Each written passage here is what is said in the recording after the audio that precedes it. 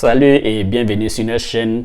Dans cette vidéo d'aujourd'hui, je vais partager avec vous 3 idées très importantes que j'ai retenues à la suite de la lecture de ce livre. Être plus malin que le diable de Napoléon Hill. Donc je vous invite à rester jusqu'à la fin pour pouvoir véritablement profiter de ces 3 idées que je vais partager avec vous. La toute première leçon que je retiens à la suite de ma lecture, l'auteur nous invite à définir clairement notre but de vie. Il faut savoir exactement ce que tu veux dans la vie. Voilà, ça c'est le soubassement, c'est le point de départ. Quand tu vas quelque part et que tu sais réellement où tu t'en vas, il veut dire ça devient plus facile pour toi d'atteindre ta destination plutôt que de ne pas savoir où aller. Okay? Donc il faut apprendre à définir clairement ton but de vie. Ça c'est la première leçon que je retiens. Et ce n'est pas seulement que le but de vie. Il nous invite même à être plus clair et précis dans tous les actes que nous posons dans la vie. C'est-à-dire quand tu poses un acte, tu dois savoir le pourquoi. Quel est le résultat attendu suite à cet acte-là. Par exemple, quelqu'un qui va dans une entreprise X pour aller travailler, tu dois savoir pourquoi est-ce que tu vas là-bas. Est-ce que c'est pour te faire de l'argent uniquement que tu vas là-bas? Ou bien est-ce que tu vas là-bas parce que tout le monde va là-bas? Ou bien est-ce que tu vas là-bas pour acquérir de l'expérience? Tu dois savoir. Tu dois avoir ça clairement en tête. Deuxième idée, dans ce livre-là, Napoléon, il a une sorte de conversation avec un diable fictif, un diable imaginaire. Et dans leur conversation, il a interrogé le diable, mais quel est ton outil le plus puissant pour influencer les êtres humains?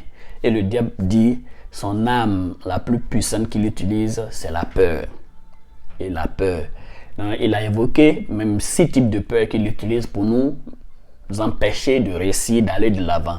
La peur de la pauvreté, la peur des critiques, la peur de la maladie, la peur de perdre l'amour, la peur de la vieillesse et bien évidemment la peur de la mort. La peur de la mort. Donc, quand on décide de véritablement aller de l'avant, le diable utilise tous ces outils-là pour nous mélanger l'esprit, nous empêcher de réfléchir par nous-mêmes et passer à l'action et changer notre vie. Donc maintenant que tu l'as compris, il faut comprendre que si tu te retrouves en train de procrastiner sur une idée, quelque chose qui, tu sais, si tu réussis à réaliser, va te permettre d'aller de l'avant, mais que tu te sens réticent ou bien tu as peur de X ou Y, c'est que le diable est en train de manipuler. Il faut le comprendre tout de suite, stopper ça, passer à l'action et réaliser cette chose. Dans ces 6 types de peurs là, moi je vais souligner 2, qui est la peur de la pauvreté et puis la peur des critiques. Vous voyez, beaucoup de personnes, nous avons de bonnes idées et ainsi de suite. Mais souvent on n'ose pas passer à l'action. Quand on pense par exemple que toute notre économie on va prendre pour investir, et si on fait que ça ne marche pas, qui va me rembourser mon argent, l'argent que j'ai dûment travaillé, souffert pour avoir, tout va partir pour rien. Et finalement, on reste dans ces raisonnements-là et on ne passe plus à l'action. De la même manière qu'on ne peut pas faire les omelettes sans casser les œufs, c'est de cette même manière-là que tu ne peux pas réussir sans prendre de risques. Vous ne pouvez pas atteindre de grands résultats dans votre vie sans avoir pris de risques. Tous les grands hommes que nous connaissons, ils ont pris des risques pour pouvoir être là où ils sont. Bill Gates, il était à l'école, Internet venait de sortir et il a prouvé que quoi? Il a pris sa bourse d'études qu'il avait à l'école là pour aller payer une chambre d'hôtel pour aller développer ses logiciels. C'est un risque qu'il a pris. C'est-à-dire qu'il a abandonné les cours pour aller se consacrer au logiciel. Personne ne savait là où l'Internet même allait nous amener. Personne ne croyait même à l'idée de Internet qui va prendre tout le monde entier. Pour eux, c'est juste des bureaucrates qui, quelque part, ont besoin de ça. Personne ne pensait que Internet allait s'élargir jusqu'à atteindre les foyers. Non. Mais lui, il a eu cette vision et que demain, cet outil-là va prendre le monde entier. Donc, ça valait pour lui le coup de se sacrifier ses études pour pouvoir aller développer ce truc-là. Il était sur le terrain. Il a été pendant 20 années consécutives le plus riche du monde. Le plus riche du monde. Juste parce qu'il a pris un risque. Donc les amis, il faut abandonner d'avoir peur. Tu as un projet qui te tient à cœur. Cherche un minimum de formation à faire sur le domaine. Et puis vas-y. Vas-y, de toute façon, tu ne maîtriseras pas tous les paramètres avant de te lancer dans un nouveau business ou une affaire. Tu ne vas jamais connaître tout.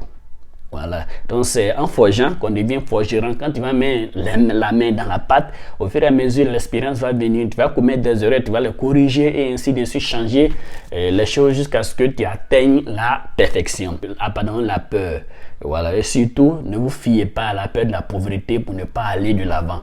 Ok, voilà, ne vous fiez pas à la peur de la pauvreté pour ne pas aller de l'avant. Deuxième type de peur que je souligne parmi les 6 là, c'est la peur des critiques. Beaucoup de personnes ont de bonnes idées, ils veulent vraiment agir, mais quand ils pensent à ce que les autres vont penser d'eux, ça les tétanise tout de suite. Ça les tue, ça tue leurs rêves dans l'âme, les amis. Peu importe ce que vous allez faire dans ce monde-là, les gens vont critiquer. Vous faites du bien, ça sera critiqué. Vous faites du bien, d'autres vont aimer, d'autres n'aimeront pas. Ok? Vous faites du bien, ça sera critiqué. Vous faites du mal, ça sera critiqué.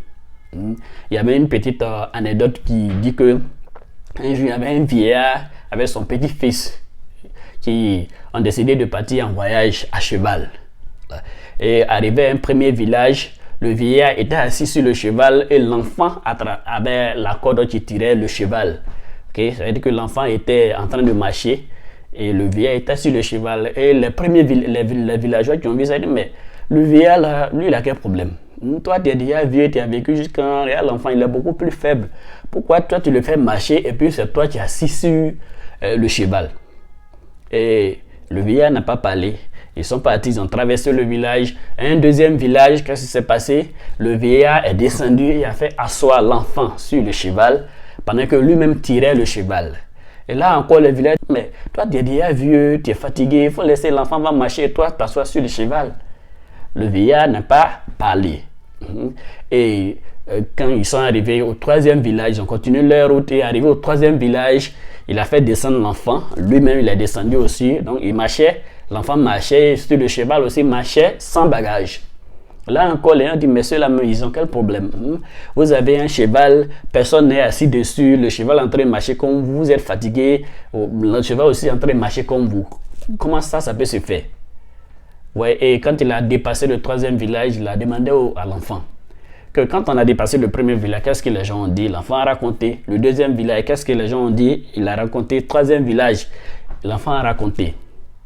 Et il dit, tu vois, la leçon à retenir dans tout ça, c'est que peu importe ce que vous allez faire dans la vie, vous allez faire l'objet de critiques.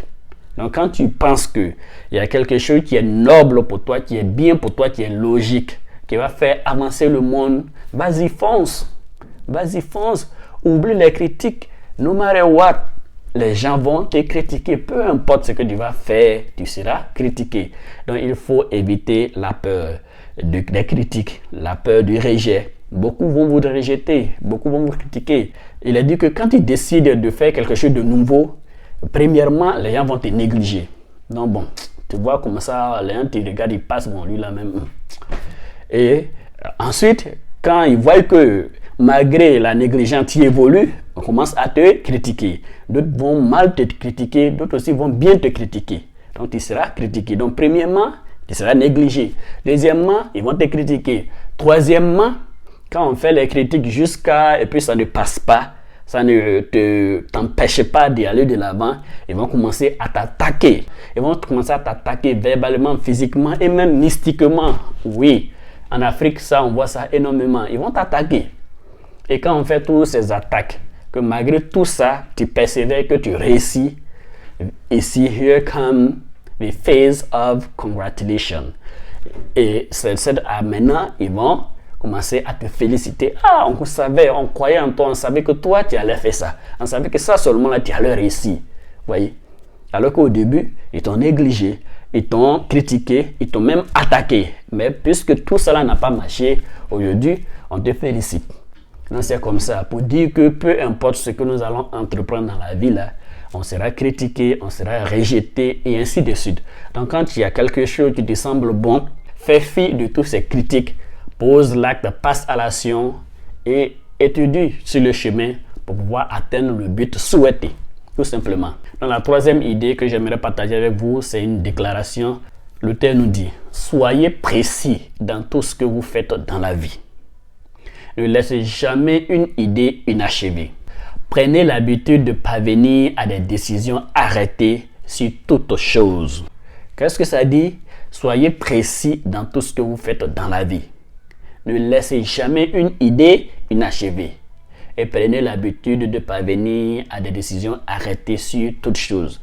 Il faut pratiquer l'art de la clarté. Il faut vraiment intégrer cette habitude-là dans ton système de pensée, dans ton système de vie. Il faut apprendre à être plus précis, clair. Tout doit être clairement défini dans votre tête. C'est ainsi que tu vas véritablement écarter toutes les distractions pour pouvoir te focaliser sur l'élément essentiel dans la vie. Okay? Et en bonus, l'auteur a parlé aussi de l'abandon de la procrastination. Ma vidéo précédente parlait de la procrastination. Je vous invite à y jeter un coup d'œil pour véritablement comprendre comment est-ce que cette habitude naît en nous et quelles sont les solutions appropriées à la procrastination. Donc, à titre de rappel, la procrastination, je l'ai dit, elle est de source diabolique. C'est le diable qui nous incite à procrastiner. Comment le diable procède? Il agit sur nos émotions négatives pour embellir soit la peur, faire grandir la peur en nous, être paralysé et ne plus passer à l'action. Et c'est comme ça que ça se passe. Donc, les solutions sont dans cette vidéo. Sur ce, merci d'avoir suivi cette vidéo jusqu'à la fin. Ne manquez pas de liker, de commenter, surtout de vous abonner à la chaîne si ce n'est déjà le cas. Merci et que Dieu vous bénisse chez vous.